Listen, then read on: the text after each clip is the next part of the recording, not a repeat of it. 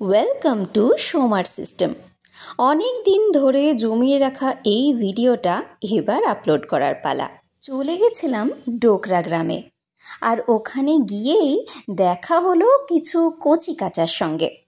তাদেরকে জিজ্ঞাসা করছিলাম এই জায়গার ঠিকানা কি আর এই সমস্ত জিনিসগুলো কিভাবে তৈরি হয়। আর ধুনো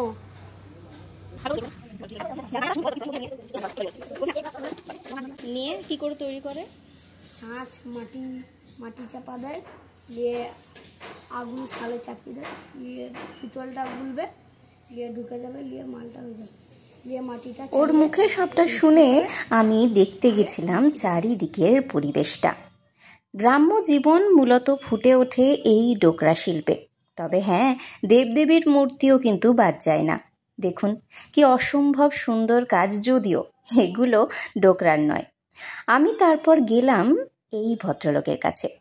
সেদিন দোকান বসার কথা নয়, কিন্তু আমি ভিডিও করছি দেখে উনি বেশ আগ্রহের সাথে এসে বসলেন নিজের পসরা নিয়ে। আমাকে বললেন এখানে আরও বেশ কয়েকজন এরকম দোকান নিয়ে বসে, কিন্তু তারা আজকে বসেনি। উনি আমাকে বলছিলেন এই সমস্তগুলো তিনি নিজের হাতে নকশা ফুটিয়ে তোলেন। তাকে সাহায্য করেন তার স্ত্রী এবং পালিশ করতে সাহায্য করে তার ছেলে। কি অসম্ভব সুন্দর প্রতিটি নকশা! এই প্রতিটা জিনিসের খুব দাম হয়, তবে হাতের কাজের দাম তো হবেই। সবগুলোর থেকে আমার এই দুর্গা মূর্তিটা ভীষণ পছন্দ হয়েছিল। এগুলোর এক একটার দাম প্রায় 4,500 টাকা। তবে আমার মনে হয় বাজারে গিয়ে যা পাবেন তার থেকে কমে এখানে অবশ্যই পাবেন।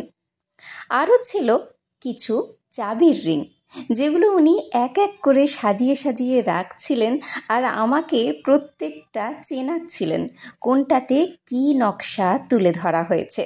উনি আমাকে বললেন এই মুহূর্তে ওনার বাড়িতে পালিশের কাজ চলছে, তাই আমি চলে গেলাম ওনার বাড়ি। ওনার বাড়িতে গিয়ে দেখি সত্যিই ওখানে পালিশের কাজ চলছে।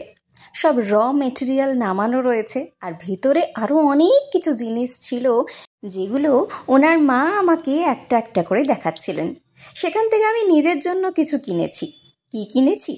এই দেখুন, 3টে হার কিনেছি, আর তাই উনি ভালোবেসে আমাকে এই চাবির রিংটা গিফট করেছেন। খাতায় কলমে দাঁড়িয়াপুর হলেও আমার মনে হয় গোপীনাথবাটি বাস স্ট্যান্ডে নামলে আপনাদের সুবিধা হবে এই ডোকরা গ্রামে আসতে।